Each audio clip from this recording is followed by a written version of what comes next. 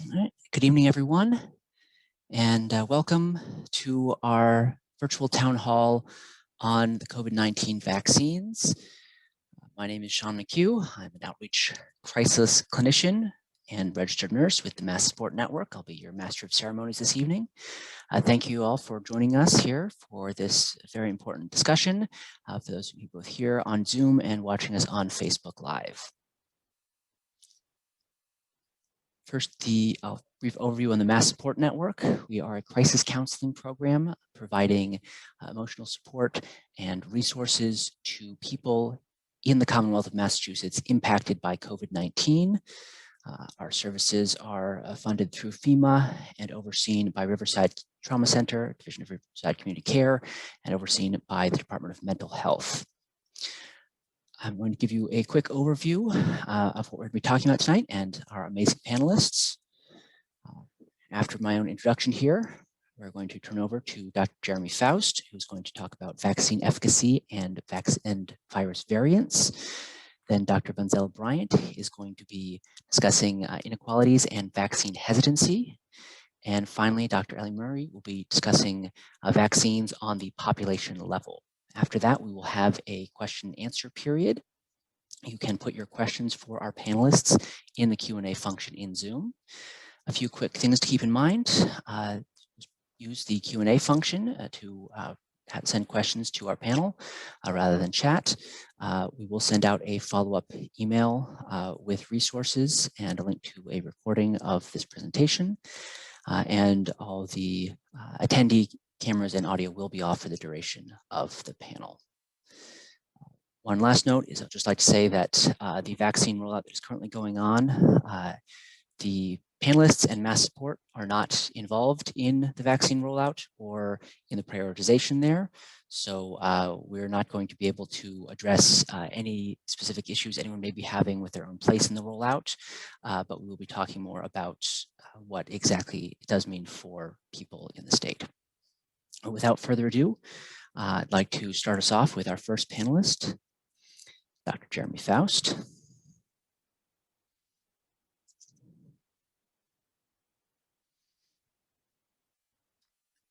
Dr. Faust is an emergency medicine physician at Brigham and Women's Hospital. He is also an instructor at Harvard Medical School. And he will be presenting to us tonight on both the efficacy of the vaccines and the how the virus variants play into that going on. So, we're here. Thank you very much, Sean. It's great to be here, and it's great to be joined by my fellow panelists whose work I admire. So it's really nice. And I also welcome my 3-year-old child upstairs who's yelling and having a classic pandemic moment. With a little help from childcare, while my wife is literally getting her appendix taken out right now. And thanks to COVID, I can't go visit her. So anyhow, she's okay now. So I just talked to her. So I'm feeling like I can do a little COVID right now. And you know, while she's in the recovery room getting painkillers. So here we are. If that's not COVID-19 in a nutshell, I don't know what is. So let's talk about vaccine efficacy and variants and just some comparisons, because the most common questions I get are how well do these things work? What are the side effects? And are the variants going to screw up everything? So let's go. The next slide is actually a graph. I want to show everyone a graph. And for those of you in the audience who haven't looked at a graph since high school or college, I want to orient you to what this scientists look at this and they think, oh, it's a very simple graph.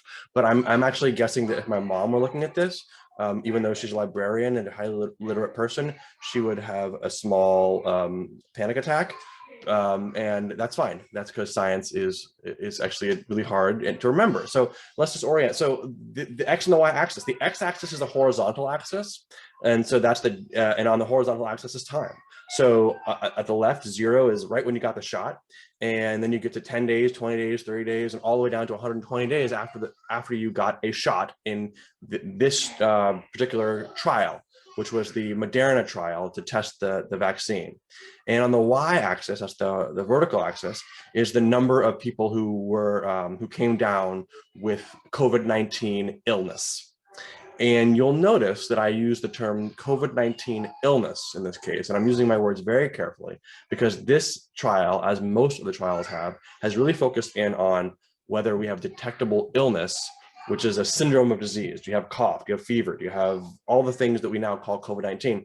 Not necessarily did you have a positive test for coronavirus. You can have coronavirus, and I think as many of us know, you can have coronavirus and have no symptoms, and you're still a coronavirus patient, or you could have coronavirus and be fighting for your life.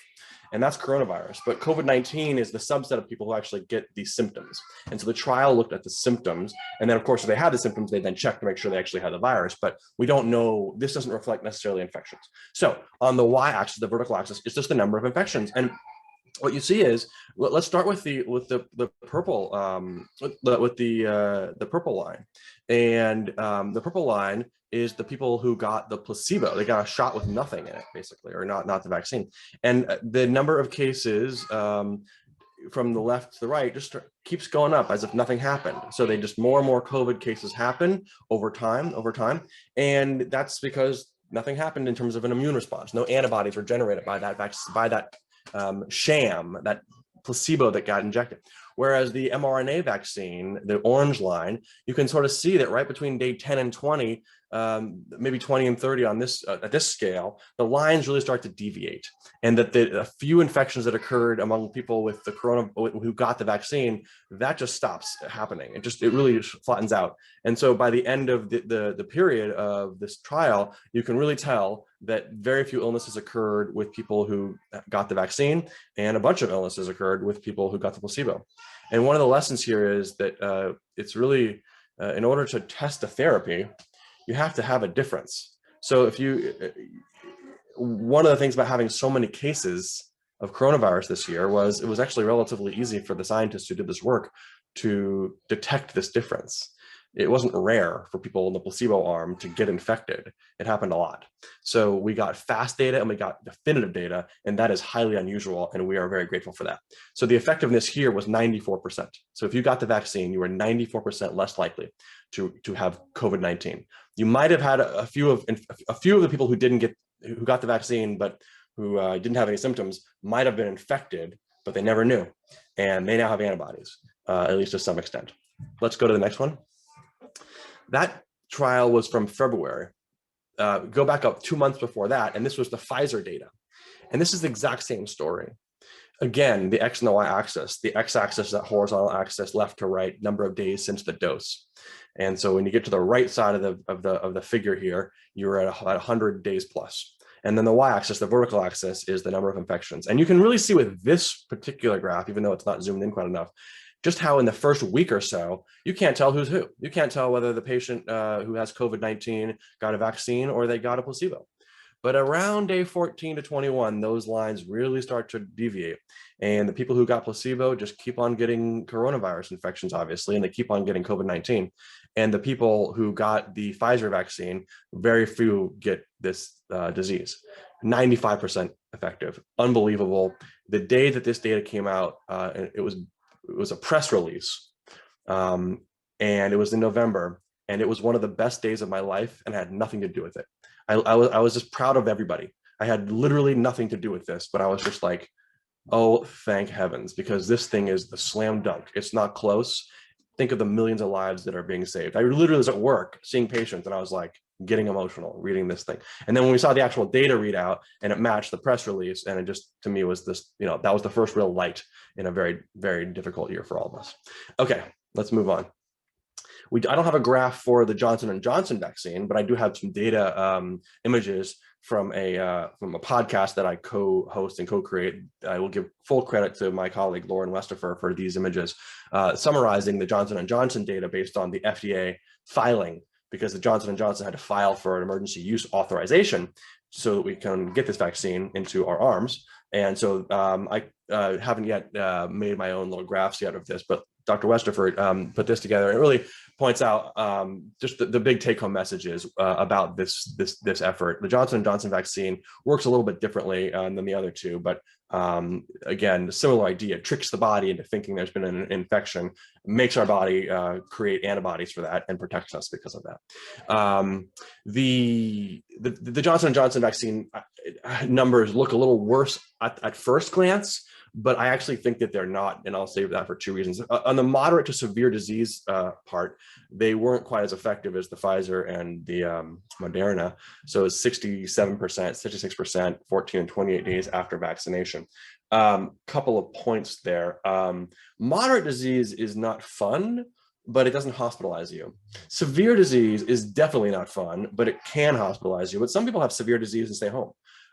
It's when you get to critical illness is when we get in real trouble. Severe and critical is that's where our mortality comes from. And so obviously we don't want people to have any disease, but when I look at severe and critical disease, that's where I can say, are we having a global pandemic that's a threat to humanity, or do we have something that's really horrible, but we can deal with it? And to me, when you're dealing with this number of severe and critical cases, it's a global pandemic of this scale that we've been, quite frankly, reorganizing our whole lives around.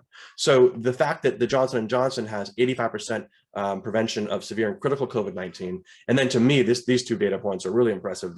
After 14 days after vaccination and 28 days after vaccination, 93 and 100% improvement on hospitalizations. That to me says, if we only had the Johnson & Johnson vaccine, we would literally at 28 days stop seeing hospitalizations. This crisis would be effectively over for most people. It would just be, so to me, it's a huge game changer. What's great about the Johnson & Johnson vaccine option is, first of all, it's a heck of a lot cheaper. So we need to vaccinate this whole planet. We can't just think about Americans because we're all one community. And it's going to make it easier. It's refrigerated as opposed to this incredibly low temperatures that the Pfizer and Moderna need to get around. So you'd think it would be easy to get a freezer somewhere, but you need, in some cases, freezers that even pharmacies don't have. This has been a problem in public health for years. And you think about some of the treatments we have available, some of it's just a matter of logistics. So logistics are a big thing. So this makes logistics a lot easier. And at day 49, by the way, if you dig into the data, there are no severe cases. So that's actually not so bad when you think about it. The Moderna and Pfizer vaccine, you have a vaccination on day 1, and then you have a booster at day 21 or 28. And then 2 weeks after that, you're sort of considered to be protected, quote unquote. And so when you think about the math, it's like 35 to 42 days until you get that full effect. So this is saying, but this is the Johnson & Johnson's only 1 dose.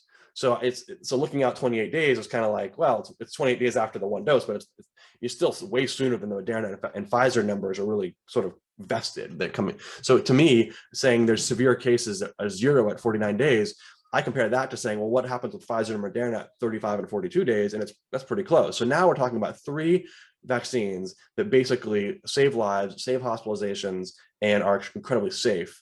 And the one thing I also say is a little unfair for Johnson & Johnson to be compared to Pfizer and Moderna. They were done earlier, and in the United States exclusively on the trials we're relying upon. And Johnson & Johnson happened later, and so we don't know to what extent any variants might have come on board. And so the Johnson & Johnson might have been fighting a different battle because there were mutants out there that might not be as responsive.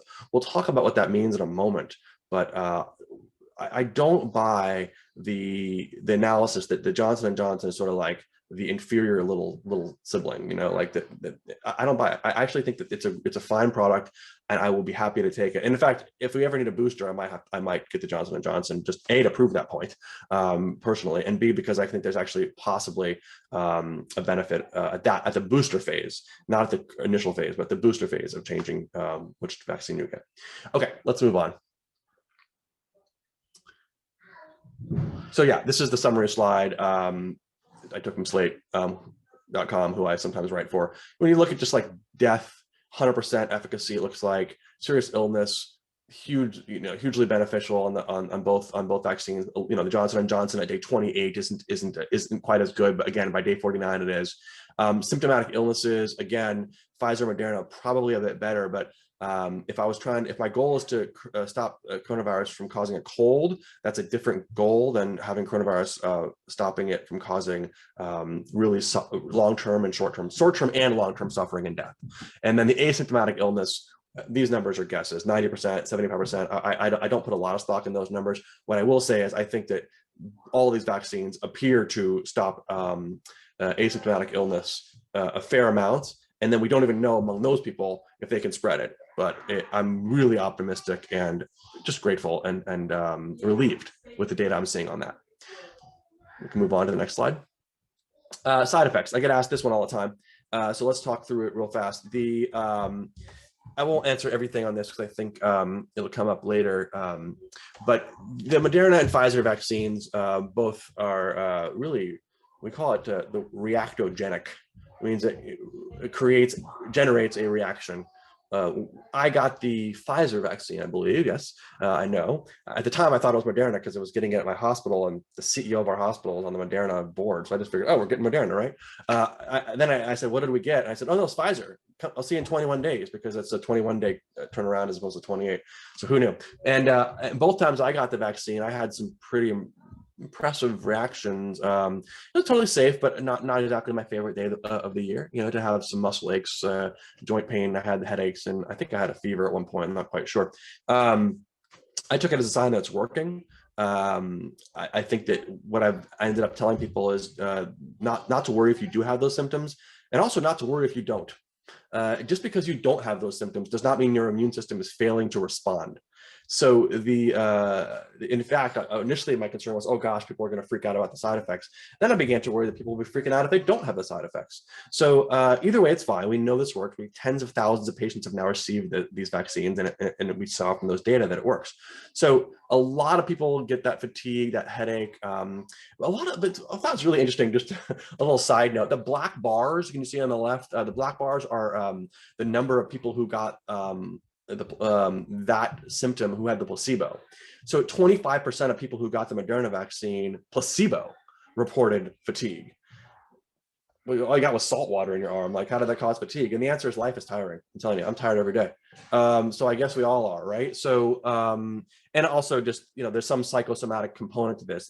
There's a placebo effect, and there's what we call a nocebo effect, which means a painful effect that when you think you got a therapy, it can cause side effects just because your brain. And if you don't believe that's true, I will happily later take you through literature that shows how our body generates physiologic responses to emotional and information. Like, I can make you have a fast heart rate. I can make your blood pressure go up with words. And once I have proven that to you, I think you can understand why the belief that you did or did not take a medication can really change your personal experience. And it's completely not in your head. It's a valid thing. So, so it's interesting. The one thing where there was a real difference. I mean, there were all differences. The vaccines were much more likely to make you have a fatigue, fever, headache, joint pain. Sorry, fatigue, headache, joint pain, vomiting, fever, and muscle pain in order on the top there, and then the placebo was. Although I thought it was interesting that, again, that everyone in the placebo arm reported some of that, except for fever, which was like the one kind of objective measurable one, which is like, so I thought that was kind of interesting. That, like, the one thing where it's like, well, did you put a thermometer in your mouth and get a number, as opposed to, well, did you feel tired? And like I said before, I was like, yeah, I felt tired on Tuesday. I felt tired on Wednesday. I got the vaccine Thursday. I was still tired. What do you want me to say? I was tired. So yes, absolutely, these vaccines cause those side effects or are associated with those side effects, but it's a little bit subjective. Looking at the Johnson & Johnson data, and this is not the same format, and next time I'll make it the same format. I'll have time. But I'll just say in general that if I was just to take like a 10,000-foot viewpoint, the Johnson & Johnson side effect profile is just a little lighter. Just fewer people report fatigue, fewer people report headaches and body aches, fewer people got the nausea and the fever. So just a little bit less reactogenic. There's that word again to say that it caused a reaction. But all these were really safe. When we looked at serious events, no one died. You had some people who had some neurologic conditions that popped up here and there, but so many people got these vaccines that it's literally impossible to know how much of that is what we call background. So every single day, 1 in a million people comes up with, neurological condition Z, just name it that. And so if you get 1 million people who get this vaccine, one person's going to have neurological condition Z. And of course, it's going to be reported. It's, oh gosh, the person who got the J&J or the Moderna, they had that neurological condition D.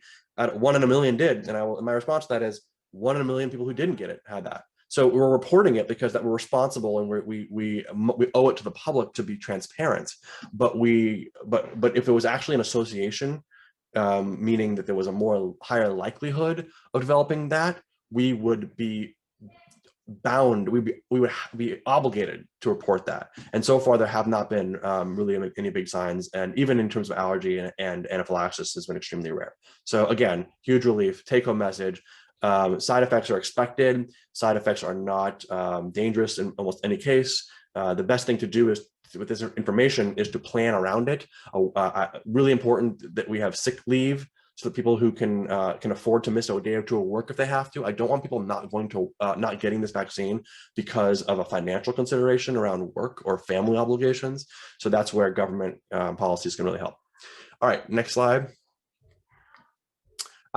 One more piece of science. One question we've been getting a lot of is, if I think I have been infected before, can I get the vaccine?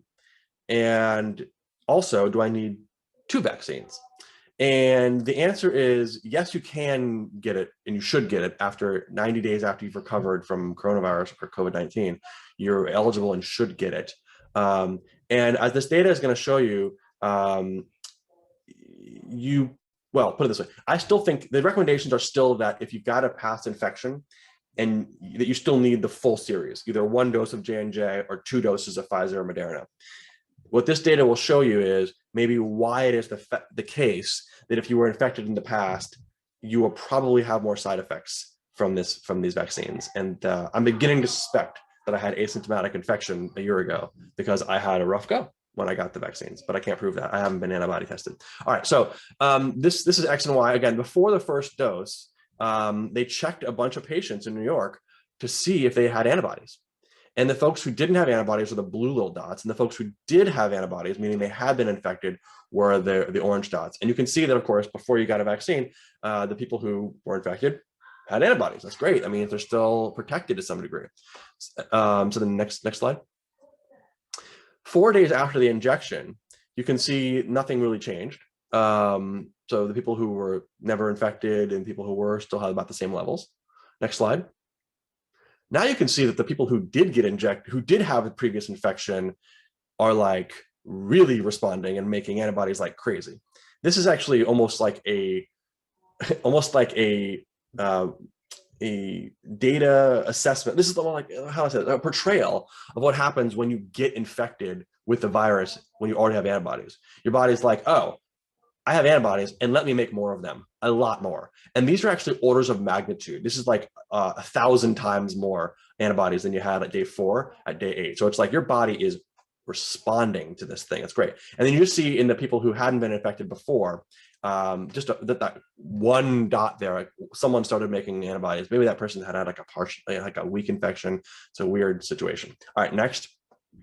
But now you see at day 9, day 13, day 17 to 20, you can really start to see that the blue dots, the people who had not been infected before, they really start to amount that antibody response. And of course, if you remember, that's right around the time when those 2 curves between the placebo and the vaccine really deviate, really spread apart. So it correlates beautifully to our antibody levels in the blood.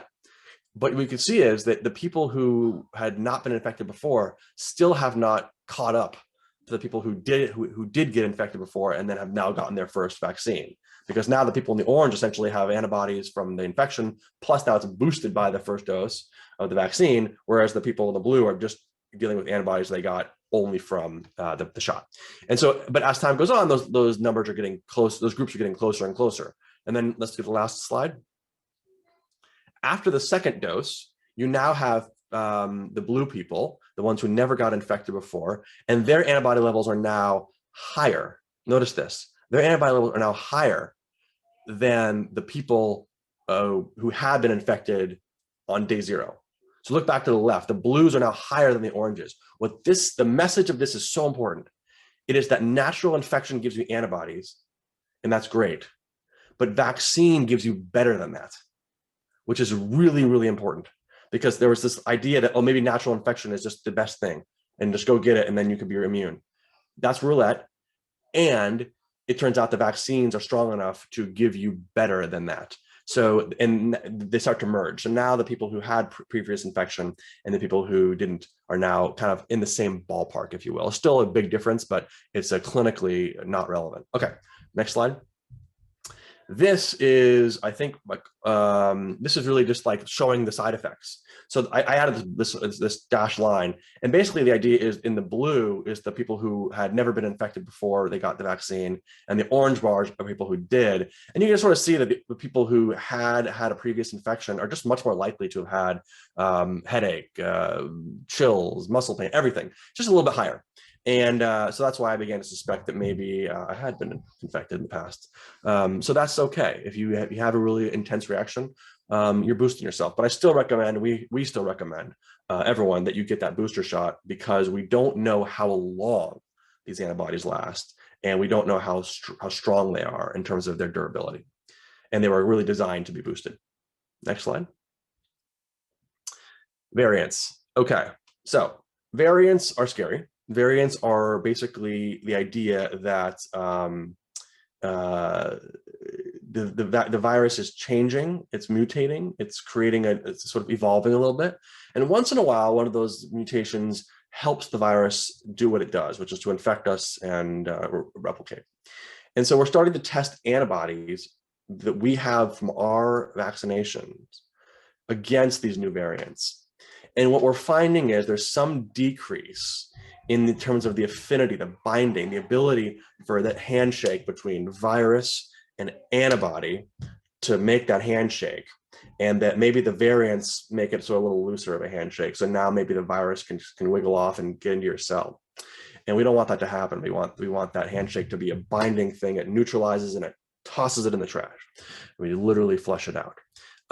Turns out that this for the Pfizer data, and this came out Monday, there is definitely decreases in this tightness of the antibody binding to the surface of the virus particle for all of these different variants. But the only one where it's really noticeable in a really impressive way is this one that was discovered in South Africa, the 351. But what we don't know is whether that has any clinical relevance yet. So in other words, it goes down, but look at the dashed line there. If you can squint and see the dashed line, the dashed line is where we think actually is sort of like the line in the sand for actual it working in an effective way for us. And so the way I liken this is to like, I use a sports analogy. I use Serena Williams to say, look, Serena Williams can sprain her ankle and still kick everyone's butt. There's just, her ankle is not working as well, but she's still going to just do her amazing technique and crush it. So we're still way above that line. But if you start to ask Serena to play like after her breaking a leg and breaking an arm, pretty soon she's going to be closer to that dashed line, and she's not able to perform at her elite level. So that's the vaccines are Serena. They are so effective that even these variants that are making them a little less effective, they're still winning. And so that's the kind of, I sort of say, scoreboard. We need to study this carefully. So let's look at that. Let's turn the page here. I'm actually going to skip this one because it's the same story for the Moderna. It's that I just told you, but it's just the same data. I'm not going to walk you through it. Let's go to the next slide. This is the first data we have. It came out yesterday about an actual clinical outcome associated with any of the variants. And again, these curves are so important when they split. So, over time, the time is again on the horizontal axis. The top of in the upper left-hand corner is everyone's alive. And so unfortunately, this is what we call a survival curve. It's like a really depressing thought. We use it in medicine to see if things work. The purple line, sorry, I'll start with the orange line. The orange line is sort of the normal virus, And basically the idea is that, excuse me, did I have that backwards? The survival is nope, I had that backwards. The orange line is the purple line is the normal virus. So basically after 28 days in this cohort of folks in the United Kingdom, there were 4 deaths out of 1,000 cases. So which is a case fatality rate of 0.4%, which is really low. Why is that so low? The answer is that this is a very relatively younger cohort of patients. The real fatality rate of coronavirus, when you have a whole population put together, we don't know. It's somewhere less than 1% probably. We don't really know. It's still an issue we're working out. But what I can say is that this is a virus that, like so many others, its fatality rate has so much to do with your age and with your risk factors. And so what I will say is for this population, average age was 46, didn't have a ton of older folks, didn't have a ton of comorbidities. The fact that 4 in 1,000 died of the regular virus was about really what not too unexpected. This was the UK variant, the B117. It was reported in the media there's a 64% increase in mortality, which sounds very scary. But it turns out that all that data, if you crunch down, translate out to 1 more death out of 1,000 cases. That's a lot of people. I'm not sitting here to say that's not a lot of people when you multiply that by 1 million or 1 billion. But what I will say, so we need to really take this seriously and control these variants. But what's good news is this was not a 10 times difference. It didn't go from 4 in 1,000 to 40 in 1,000. This will not change the face of the outcome of the statistics in a way that, this goes from being, a disease like an adenovirus or common cold to suddenly being Ebola. It made it worse, but not so much worse. So I actually was like, I was hoping there would be no difference, but if there had to be a difference, 1 in 1,000 was a little bit of a sigh of relief and a dodged bullet. So that is the first piece of data. But what I don't want to have happen is for the next variant to really hurt us in a different way. So we're still studying this, but I'm giving you data from yesterday. Next slide is my last, I think. And this is that we are on it. We, again, the community, we are now looking at booster shots. We're looking at the booster shots that will see if the levels of antibodies have to be boosted, if you will. Or also if we need to change what's in that vaccine so that we're covering some of these variants. So both many of the vaccine manufacturers are now studying different kind of cocktails, almost, if you will, of okay, well, why don't we boost with a version of this virus that will address some of the mutations? So that to me is the future. I'm really glad we're ahead of this. We'll never be as ahead of it as I want us to be, but I think that there's anticipation of this problem and it's being studied. So that is where we are with efficacy and variants, and I hope I didn't go too long. Oh, that was great. Thank you so much, Dr. Faust. I'm also going to plug Dr. Faust's podcast, Foamcast. It's a great resource out there, and also Brief 19, which is an amazing resource for daily updates on the latest in coronavirus treatments, medications, developments, etc. Next Thanks. up, I'm going to stick around to hear Dr. Bryant for as long as I can, and then attend to my child. But so if I duck out, it's because my responsibilities above me are responsible. But thank you.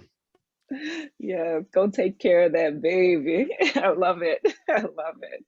Well, Dr. Faust, thank you so much for your energy and just as far as breaking down this vaccine and its effectiveness, and I just feel very positive. Even breaking down the variants, I feel super positive as far as where we are going with this. So I'm going to just turn the page and talk about some different types of things. And so next slide, please. So one of my colleagues, Dr. Kiami Mihania, and I'm sorry if I messed up your name, but he reminded me that sometimes it takes a drama to see something that was just right in our faces. I mean, COVID has been just terrible. It has wreaked havoc on our communities, yet we're realizing that there has never been so much attention for racial and ethnic and all kinds of inequities. But then we question, why did COVID-19 affect the Black and Brown community so much? Why was it so devastating? Well, next slide. The answer lies in that your health can be affected by where you live.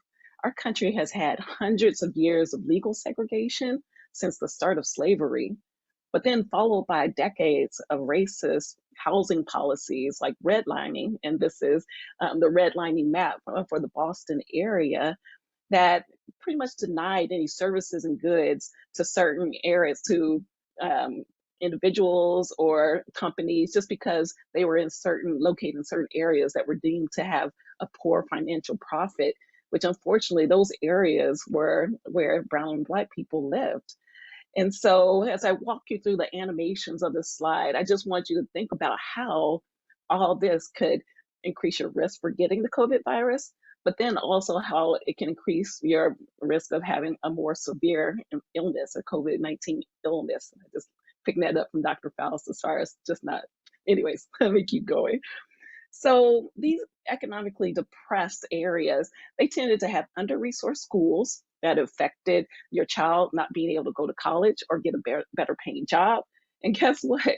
Well, your child couldn't move out, so I had to live with you. Again, talk about that social distancing thing.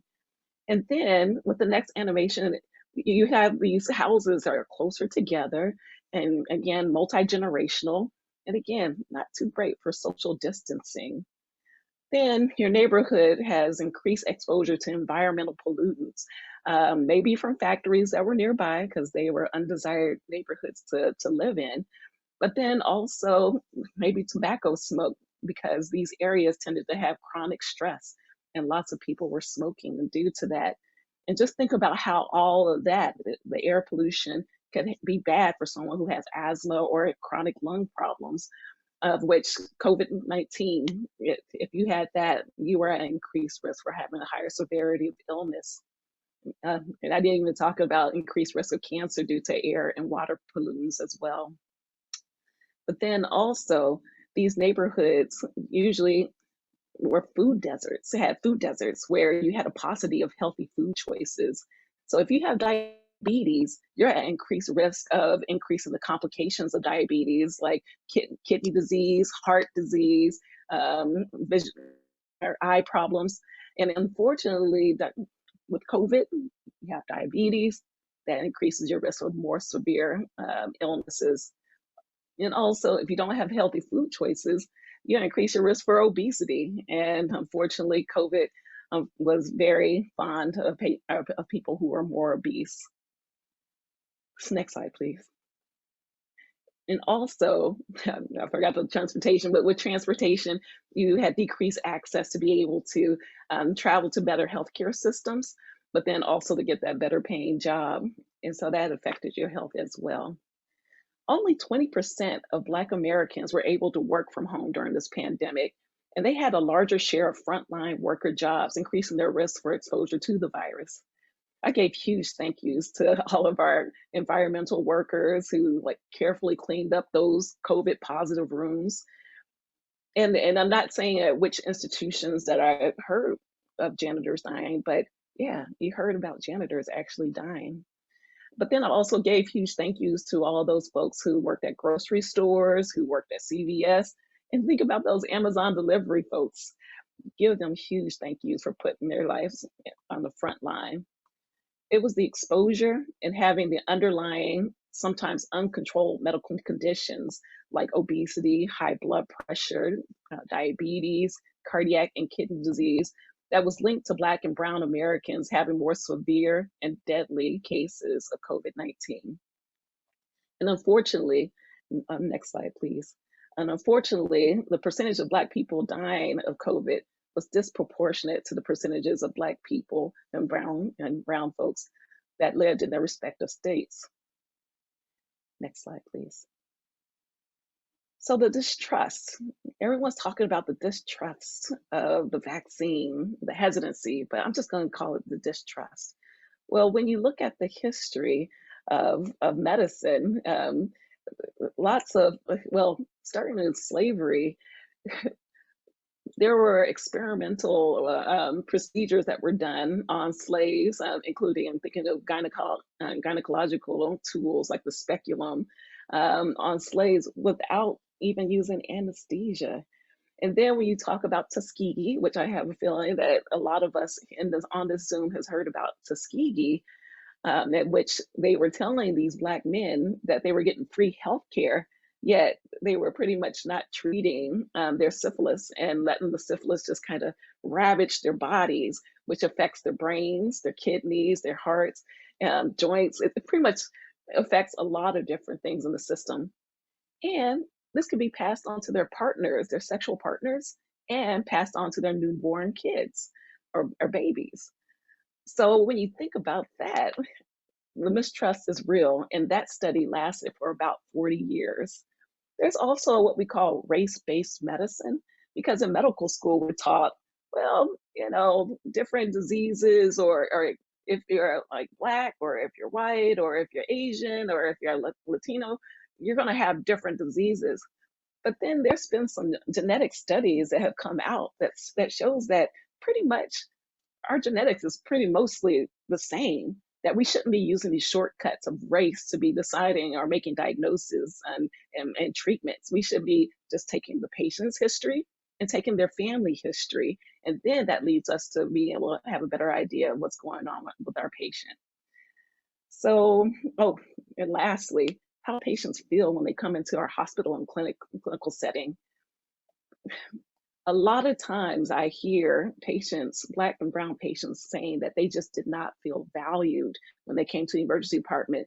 And that may be due to, well, the bias that we have, unfortunately, our implicit bias, our overtly explicit bias as well, where when patients don't feel valued when they come into the hospital clinical setting, how are they going to trust us when we tell them to take a vaccine that is so novel?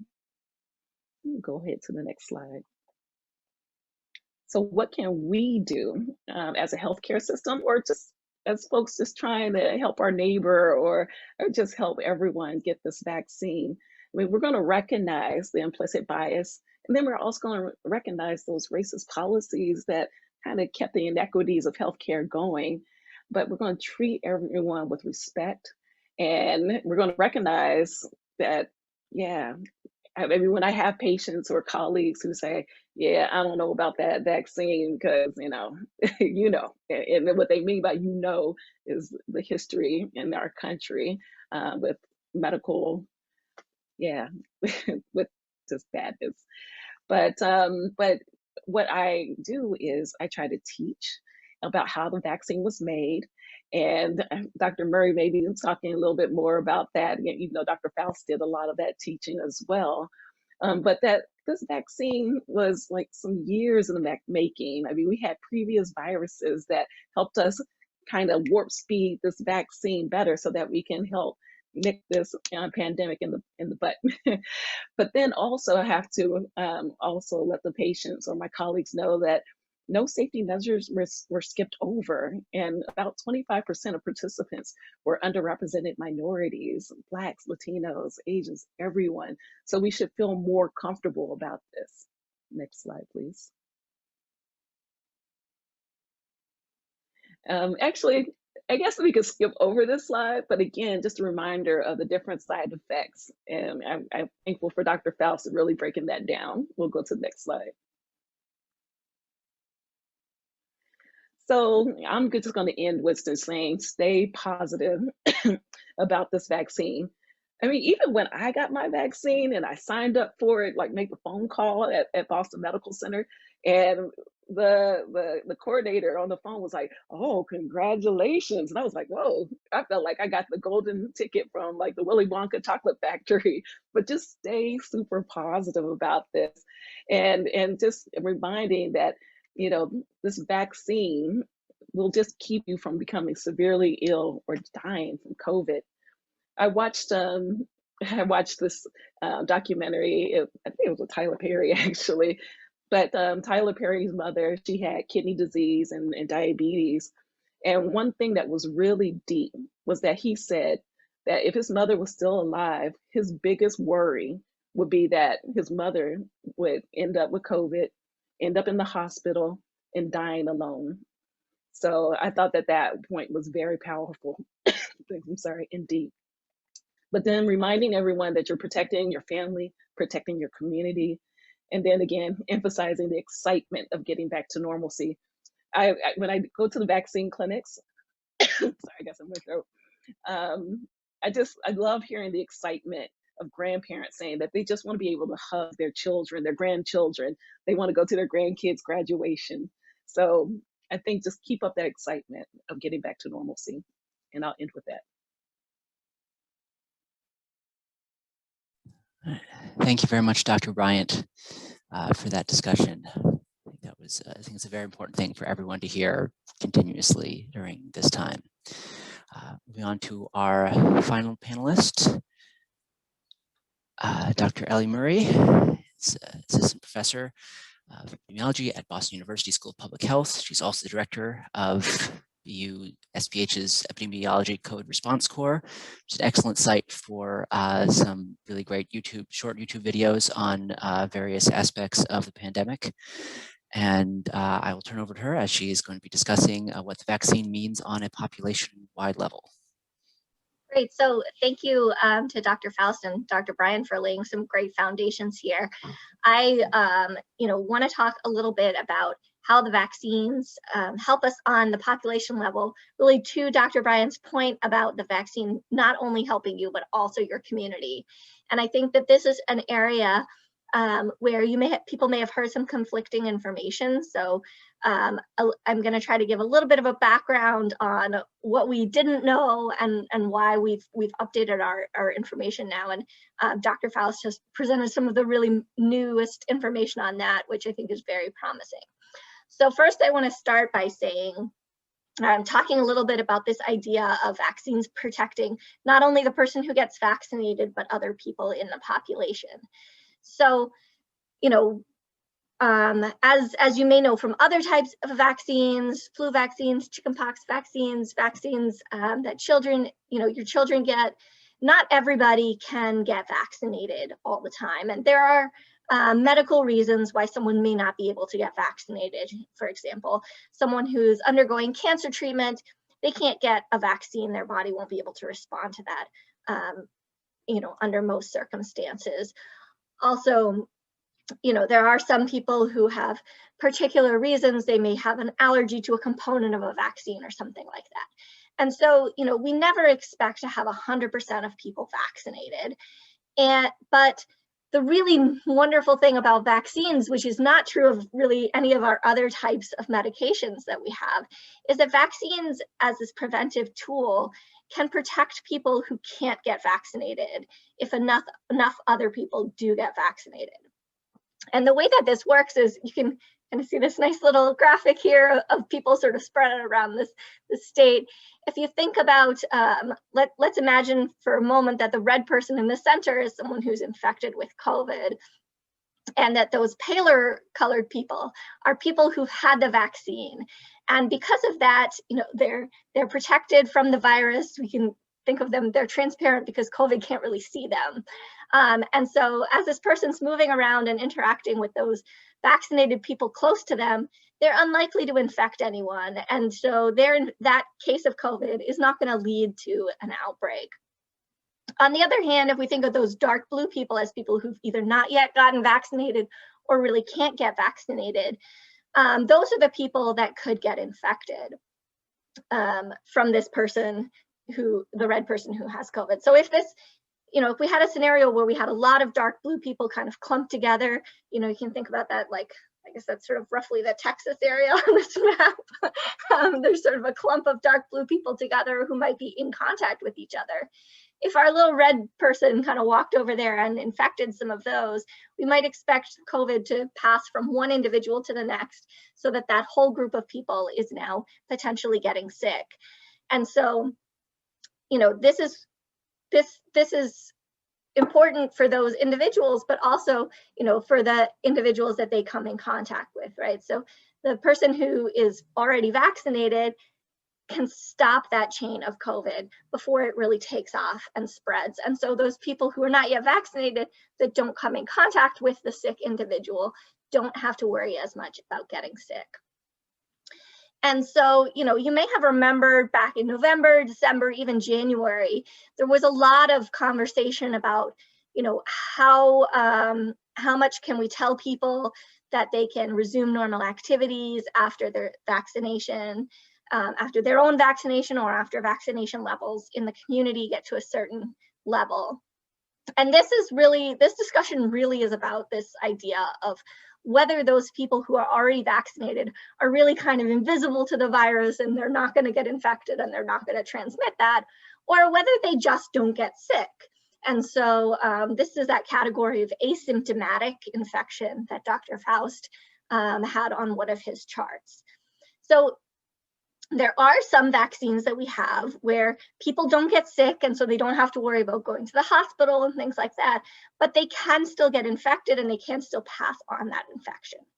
This is really the smaller percentage of vaccines. It's not a common thing, but it is possible. And so, when the trials of, especially Moderna and Pfizer had just been done, there was this big unanswered question where the trials had studied the outcomes of death and really severe illness, but they hadn't studied the outcome of infection. And so we needed to kind of wait and build up evidence. But for those of you who have been on the call the whole time and remember from Dr. Faust's nice slide, it looks like based on the very, very new data, which is coming out, in the last week or two and more information every day, that asymptomatic infection may be prevented even up to 90% with the Pfizer and Mrna vaccinations. And that is a really fantastic, because that means that not only are people who get those vaccines not getting sick, they're not getting infected. So they're really acting as, kind of a fire break for their friends, their family, their community members. And this is really fantastic news. One of the things that it's really important about, anyone who has family members who can't take the vaccine, anyone who has family members who are not yet vaccinated, those family members will be a bit protected by having a family member vaccinated. We also have to remember right now we don't have vaccines for children. And so, the children are all dark blue on our little map here. But if the vaccines that adults are getting are preventing infection and transmission, that's going to protect the children as well. And so there's a lot of really exciting data coming out now, which is telling us, yes, you're really limiting the infection. So that's probably going to really help stop the spread of COVID in general in the population. And so, kind of going back to this visual, one thing to think about is, if only one or two of the little people on our map were in the pale blue color, it would, though those people would be protected and the people they came in contact with might be protected, but they wouldn't really be having that much of an impact on the virus overall. But as more and more people in our little map here switch from dark blue to pale blue, switch from vulnerable to protected, we end up in a situation where more and more contacts are between, either people who are not infected and protected themselves, or between people who are sick and people who are protected. And fewer contacts are between people who might be sick and people who might be vulnerable still. And so that's when we start getting to this idea of herd immunity. That's a term we've seen kicking around a lot this year. A lot of people have focused on the idea of getting to herd immunity through natural infection. That would only happen if so many people got COVID that everybody was sort of no longer susceptible to COVID because of infection. And that really would result in huge numbers of death, huge numbers of hospitalization, huge numbers of, chronic COVID symptoms. And that's a really bad plan. But as we saw in Dr. Faust's slide, the vaccine actually does an even better job of protecting people than getting sick does at preventing second infections. And so not only is the vaccine a way to get that protection without worrying about having to get sick and without having those deaths, it actually does a better job. So we can get to that threshold of enough people vaccinated quicker, or enough people immune quicker with the vaccines than with natural infection. And so, the idea is that the more people in a community that are vaccinated, the less the precautions need to be in place to protect anyone in that community, because just the fact of a lot of people being vaccinated is protection for the unvaccinated members of that community. And so as we see more vaccinations happen, we're going to see precautions roll back in a lot of areas. And I think this is where it really becomes important, what Dr. Bryant was talking about with the, inequality in how the vaccine has been distributed in terms of locations, in terms of race, ethnicity, in terms of who's at risk. And in terms of how well the vaccines have and haven't been explained to various different communities, because it's not just about, you know, say getting 75% of Americans vaccinated. It's really about, you know, your community, the people you interact with, having, you know, some threshold, maybe 60, 70% of those people vaccinated will then protect your community. And so, you know, because in America we do have this very sort of segregated system where people live and work in very racially segregated neighborhoods, very racially segregated employment categories, it's really, really important that we don't leave out groups of people in the vaccine, because even, you know, if we had a situation where all of the office workers were vaccinated, even if that's 100%, it's not going to provide the protection for a community of grocery store workers.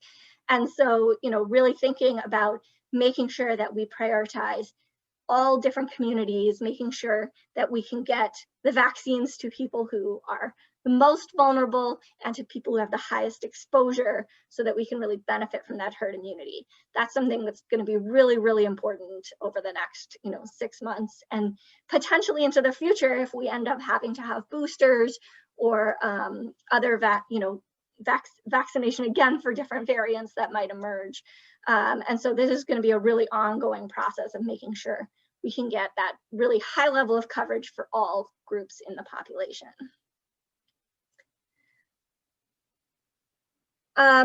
So I just want to kind of bring that back at the end to end on this high note, that even though you may have heard, you know, some various different information over the past several months, we are now finally getting the good scientific answers to the question of how well does the vaccine prevent infection and therefore transmission. And that answer is really well, and probably better than we had any right to hope. So I'm gonna end there and we can start taking some questions. I see Jeremy Faust had to go and take care of his kids, so he won't be here for the question and answer period, but I think myself and Dr. Bryan are able to stay around and answer questions. All right, thank you so much, Dr. Murray, and to all of our panelists for their wonderful talks here. I'm going to pull up some of the questions that we've been receiving here. Some that have come through the Q&A feature and some that came to us through registration. So one thing I want to start with is that a number of people have questions about allergies and allergic reactions to the vaccinations. So we had the question of when would the vaccine be safe for patients with food and drug allergies? Dr. Bryan, I think that's probably your. Okay, no worries, no worries. So actually we were kind of talking about this prior to the session, but well, we definitely have had patients who had food and drug allergies who were able to get the vaccine and not have severe anaphylactic reactions. It's just that you want to make sure that your vaccinator is knows that you have allergies to the food and other drugs, just because we may want to watch you a little bit longer just to make sure that you don't have a reaction.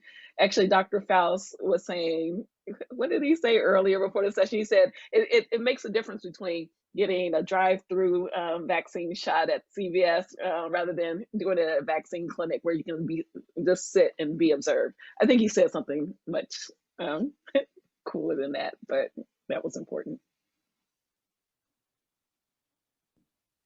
Another attendee asks about the vaccine choices. What is the best protection for patients over 60?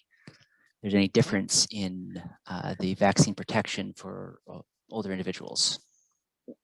Yeah, I don't know if you want to take this one, Dr. Murray, but it sounds like it's amazing. I mean, 94 to 95% for the Pfizer and Moderna, even the 60-something%, but it sounds like it may be more than that now that we had the discussion about, you know, just being in conjunction with people being vaccinated with the Pfizer and Moderna.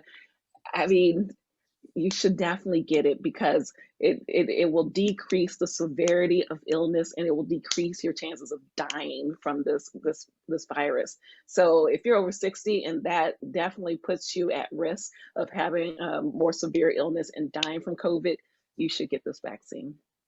Yeah, exactly. They all seem to be really, really good at preventing that severe illness and death, which that's, you know, this aspect of the vaccines as also protecting people who are not yet vaccinated is a nice benefit. But the real, you know, the reason the trials focused on the severe illness and death is because that's the real thing that we need to get under control. That's the really big, big problem. And they all do a fantastic job at preventing that. And so, you know, whichever one you have access to, whichever one you can get first, you know, I think you know, as someone who is able to work from home during the pandemic, I haven't been offered a chance to get vaccinated yet, and I'm just eagerly awaiting whichever one comes my way first. I will take whichever one I get offered, and Yeah. I think that's the best recommendation. We had a couple more questions about the idea of booster shots for the variants, what exactly that means, and if you had already gotten one vaccine, if you'd be able to get one of these vaccines specified for a booster shot. I'm sorry, does that mean to get the same vaccine? So if you get Pfizer for the first dose, to get the Pfizer again, or Pfizer and then Moderna, because you shouldn't do one or the other. You should still have the same one. I'm not sure, Dr. Murray, if you had anything different. I think, are they asking about some of the newer versions that are being developed in response to the Yes, yep. Oh, okay. So yeah, I think as Dr. Moran said, when you're getting your first set of vaccinations, you want to stick with the one that you had for your first and second dose if it's a 2-dose shot for sure. For the boosters, you know, those are something that are still kind of being developed. So I think we don't know for sure what the advice will be, whether, you know, if you got the Pfizer the first time, your booster for a variant should be Pfizer. But I can maybe explain a little bit how those work, in that these mRNA vaccines, I think as Dr. Bryant mentioned in her talk, they had been in development for a long time. COVID is really the first time that they've been developed on a wide scale for an actual virus that you know, needs a lot of people vaccinated. But something that's really, really nice about them is the way that these vaccines work is really different from the traditional vaccines that you may have learned about at some point in your schooling. And these mRNA vaccines, they can kind of think about it as having like a little sort of slot in the protein where you can just slip in a cassette for a new piece of the virus. And so it makes it really easy to update these, not only for new variants, but also in the future. If we ever are in a situation like this pandemic again, which is possible, having this mRNA vaccine tool will make it even quicker to respond to future pandemics. And so Pfizer and Moderna are able to kind of turn out some new versions of the vaccine that can respond to variants much quicker, whereas Johnson & Johnson is a little bit more like a traditional vaccine. And so that the process of changing that to match what's circulating in terms of the variants is a little bit slower. And so I would expect, you know, we'll see vaccines for the variants coming out quicker from Pfizer and Moderna than we're seeing from Johnson & Johnson, just based on that. But at the moment, we don't have any guidance on who should take which one. So we have a follow-up question on that with these revised booster shot mRNA vaccines. Are they going to have to go through all 3 stages of trials like we experienced last year with the vanilla versions? So do you want to talk about this, Dr. Greiner? Okay. So I'm a nodder. I'm like, so you don't look at me. So I can just talk briefly about, very briefly about what the 3 stages of trials are. So when we develop new drugs or new vaccines or new treatments, the stage 1 of the trial is just figuring out, is this something you can safely inject into a person. And so those trials are usually very small. You know, they have healthy volunteers, and it's just a matter of like, if you put this vaccine into a person, do they respond by producing antibodies? Do they not go into anaphylactic shock? You know, is it safe, and can we proceed? And so that kind of testing may not even need to be done with a newer version of the Moderna and Pfizer vaccines, if they really are just switching in a new cassette, or it may be able to be done much quicker and with many fewer people, because the changes that they have to make to the vaccine to get it to respond better to these variants are very minimal. And so it's reasonable to assume that there's not going to be suddenly some big reaction or some big failure in efficacy. So we can probably skip phase 1 trials. The phase 2 trials are really about kind of figuring out what is the best dosing to do. And so they have people who are, you know, vulnerable, could get infected with COVID. You know, they see how well the vaccines do, you know, in this still fairly small but a little bit bigger group of people, just to kind of figure out what is the best dosing. And again, that's something for the Moderna and Pfizer vaccines that we kind of have a handle on. And so, you know, we may be able to, again, shorten or skip that phase. And then the phase 3 trials, there, the question is, you know, really, how does this work? And is it really safe in terms of rare side effects, right? Phase 1 will tell you if like everybody you inject this in is going to get sick, then that would be bad. But phase 3 will help you pick up those like 1 in a million side effects. And so phase 3, I think, is the one where the FDA will have to have some thought and discussion with Pfizer and Moderna about whether those phase 3 trials are needed for these new variants. You know, if we think about the flu vaccine as an analogy, every year our flu vaccine has a slightly different what we call cocktail, right? Because the flu strain changes from year to year. So every year it's a slightly different flavor of vaccine. And we don't have to do a new trial every year because the vaccine is not that different from the previous one. And so, you know, based on that, if the Moderna and the Pfizer new vaccines are still, you know, pretty similar to the ones that happened in the phase 3 trial, then the FDA will probably decide that it's okay to proceed maybe with some aftermarket surveillance or maybe with a smaller, shorter trial, and not really need to do that whole phase 3 thing and get those out on the market faster. On the other hand, you know, since this is a new vaccine and a new kind of way of doing vaccines, you know, it's possible that the FDA may decide that, no, they really want to err on the side of caution and to put in a little bit more time and have that trial. So I think, you know, we can't say for sure whether the phase 3 trial is going to have to happen for these or not, but I think it's entirely possible and could be totally appropriate for it to be skipped. So it wouldn't make me feel like, if they do end up skipping that, it wouldn't make me feel like, oh no, this is untested and not safe. I would feel like, okay, that's a reasonable thing to do. You know, it's like, you know, if you were an ice cream company and you were going to sell a new flavor of ice cream, you might not do a whole bunch of tests to see if people like the new flavor of ice cream. You might just put it out there and see what happens. And so, you know, we can kind of think of it a little like that. That makes sense. And love ice cream. You're right. It can be like any kind of shade of vanilla, and I'm in. Love ice cream, love vaccines. We do have some more questions on shots made for variants, but I do want to first duck back into some questions from people asking some specific things about themselves getting vaccinated. So back on the topic of allergies and underlying conditions, one of our attendees asks, should a person with asthma and allergies to pistachios and hazelnut get the vaccine? I say yes, but the qualifier is that, again, you're going to need to be observed after you get the vaccine. But one of my colleagues here at BMC, and it was publicized, so it's not privacy, brought their EpiPen with them because they knew that they had allergies, so lots of different things, and did have an allergic reaction and took their EpiPen. So, and it's fine and okay. But yeah, just know that you are, and please just remember, please tell the person vaccinating you or wherever you go that you have these allergies, and then proceed from there. Because it's, I mean, especially if you have history of asthma, COVID can be very, very bad for people with asthma. So.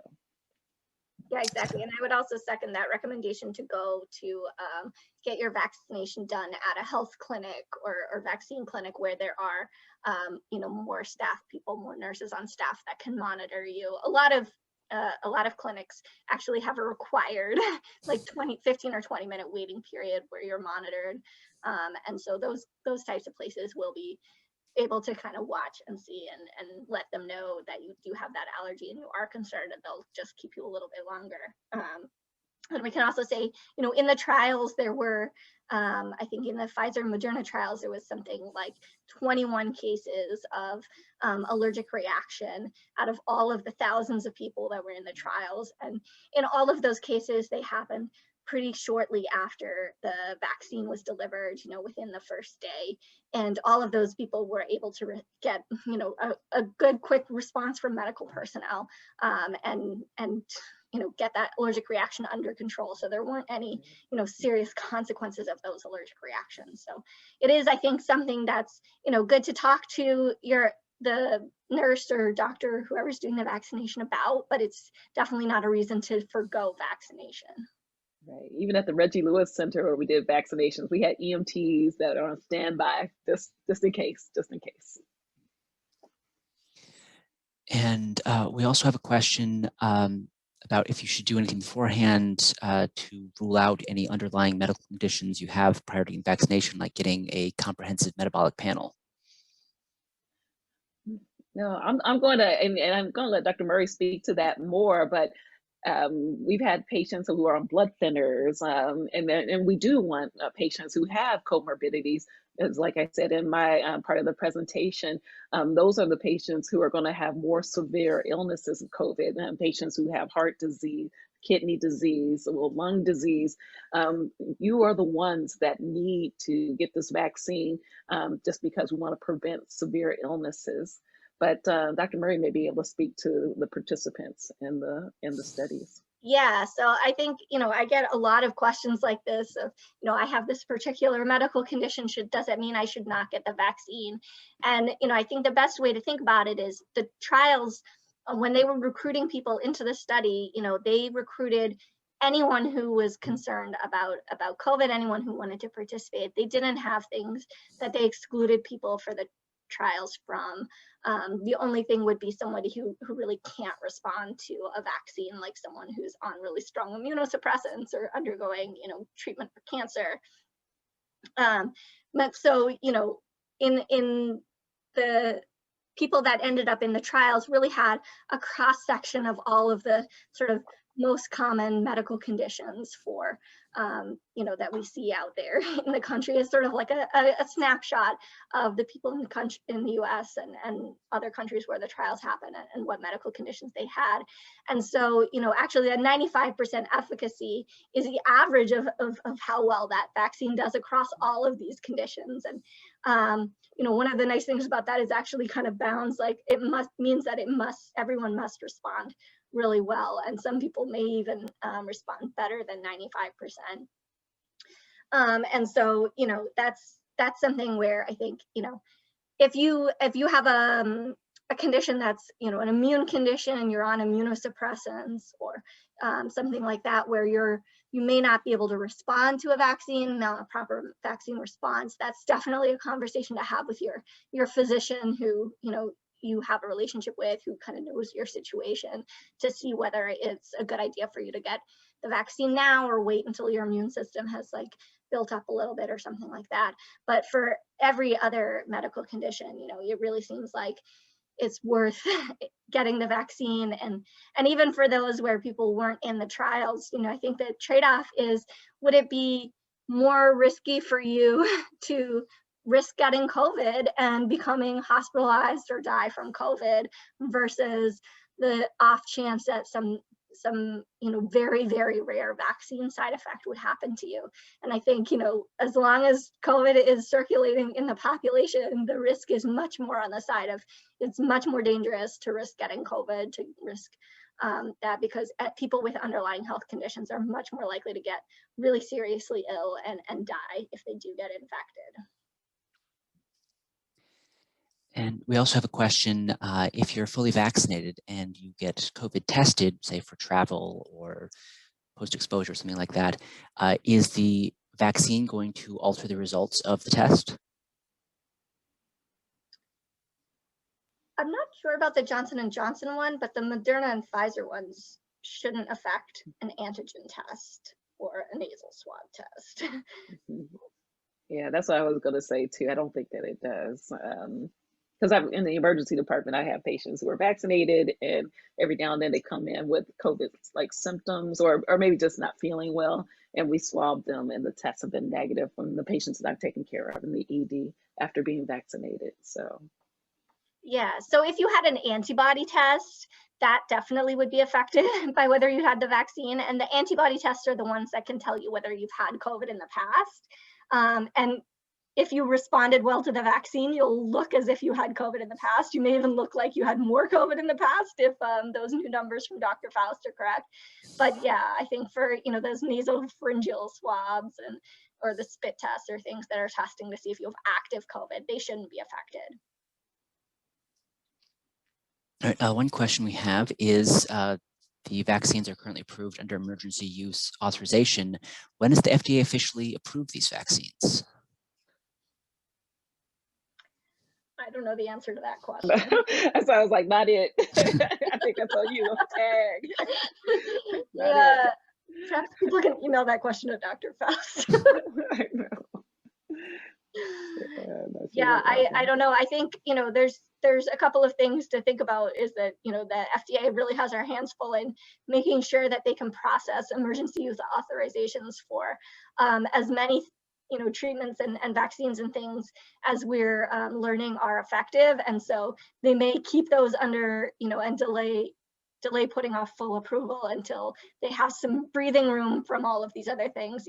So in November they approved Pfizer, and then they approved Moderna, and then Johnson & Johnson was on their plate, and at some point they may be asked to evaluate the AstraZeneca or other vaccines. And so I imagine that the FDA probably is sort of treating emergency use authorization as good enough for now while they make room on their plate to get as much out as possible to deal with COVID. Are there any information about a vaccine for children or teens right now? We know there how are long. trials happening for I think it's 12 to 16 or 11 to 16 year olds. So I think it's Pfizer. Correct me if I'm wrong. I think the Pfizer vaccine is being trialed in adolescents. But the younger children, it's not being tried in yet.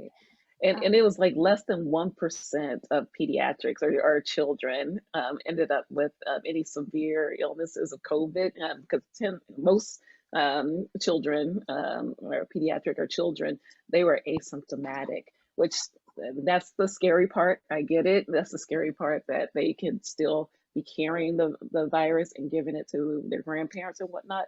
But that's why it's so important that everyone gets vaccinated. Everyone that can get vaccinated gets vaccinated. Yeah, and that's a good point, that the less common it is for a group to get severe COVID or to die of COVID, the larger the vaccine trial would have to be to detect whether or not the vaccine works in that group, if it's using that outcome. The other option is to be testing people regularly to try to detect asymptomatic infection or those really mild infections that seem more common in kids. And I think, certainly it's not the case that kids are perfect, are always going to be fine. We are seeing some severe illness. We are seeing some death in kids, but much less. And so that makes those trials in children a lot harder. They have to be a lot bigger, or they have to have a lot of really routine, swabbing of kids to see if they're infected. And since we have, these great vaccines that are really helping us deal with, the burden on hospitals, all the death, all the really severe disease in adults. I think that's kind of where the focus is first. But I imagine eventually we will kind of get down to figuring out something for children, because I think, you know, even though they are a lot of the time asymptomatic, it would be helpful just across the board from that idea of how vaccines benefit the population. Kids have a lot of contacts. They have a lot of contacts with people across different age ranges, you know, their parents, their grandparents, their teachers. And so, you know, having them vaccinated as well, if we can find a vaccine that prevents the asymptomatic infection in those kids, would be really useful kind of longer term.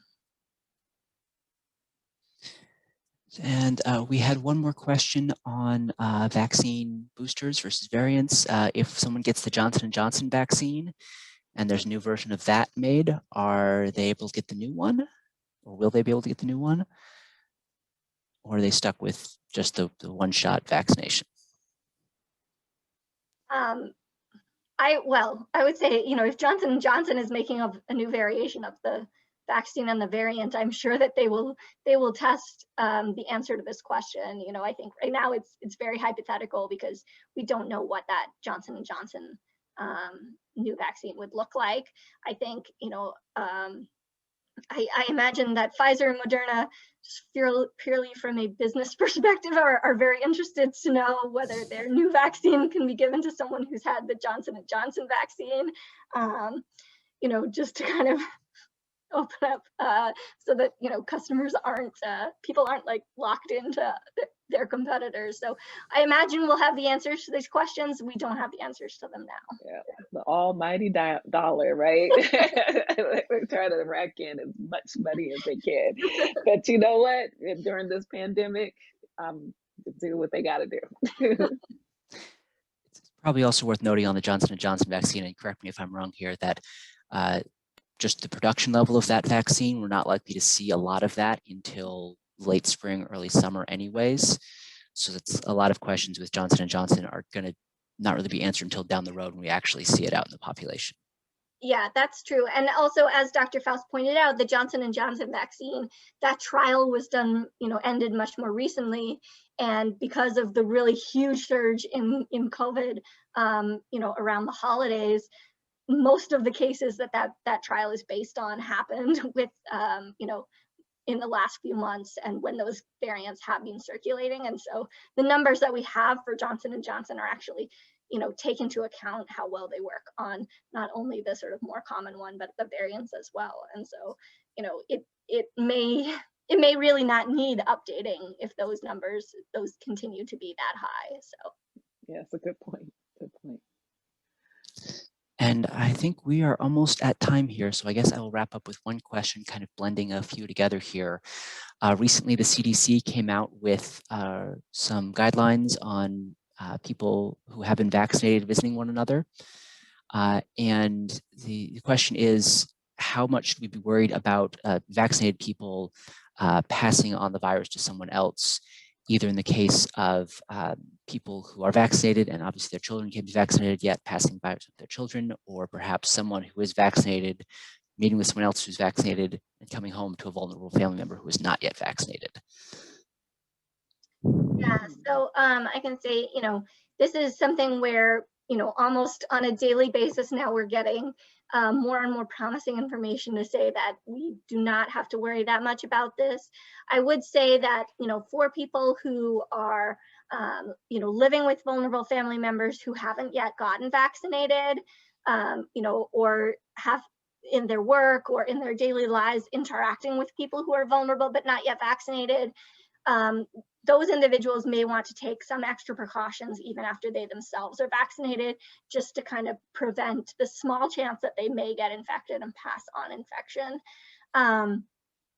We also, you know, the CDC still is also recommending mask use out in public, just, you know, while the population level of vaccine is still low, because most of the people you come in contact with will not yet be vaccinated. And so even if it's, you know, one of the things we always think about in public health is, you know, even if something only happens 1 in a million times, that could be 300 people that it happens to in the country. And so if we can avoid that, you know, and if it happens 1 in 100,000, you know, now we're talking even more people. people.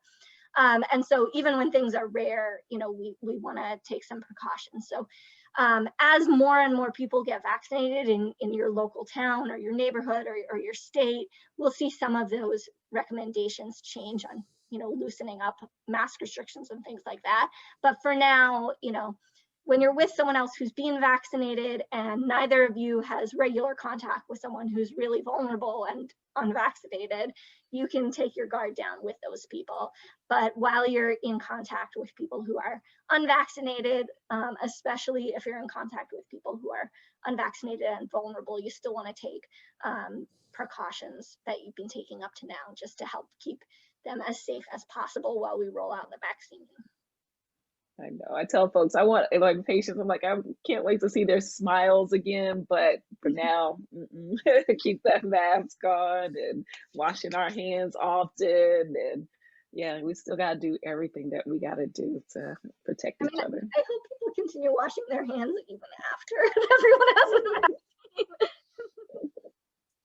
vaccine. Like that one's not too much to ask for. I know, right? Well, and thank you all so much. Thank you to all our panelists for coming, both here on Zoom and on Facebook Live. Thank you to our wonderful panelists, Dr. Bryant, Dr. Murray, Dr. Faust, wherever he is right now.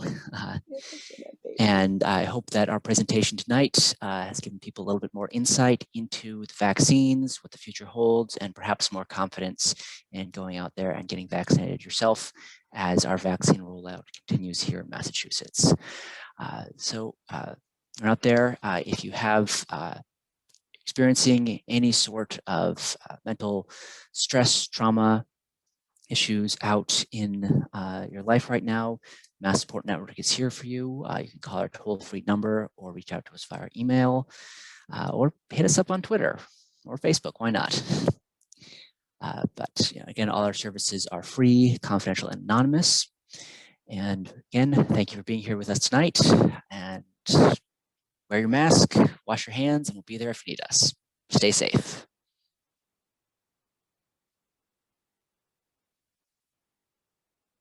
Oh, and thank you. I mean, I just love what you all are doing, and this, thank you for inviting me. Totally. And I just want to say, Dr. Bryant, it was great to meet you. It was great to meet you as well. Definitely. All right, I guess I gotta roll home to my kiddos too. Take care, y'all. It's still pretty warm out there tonight, so everyone get out and enjoy the first night of spring. All right. Bye.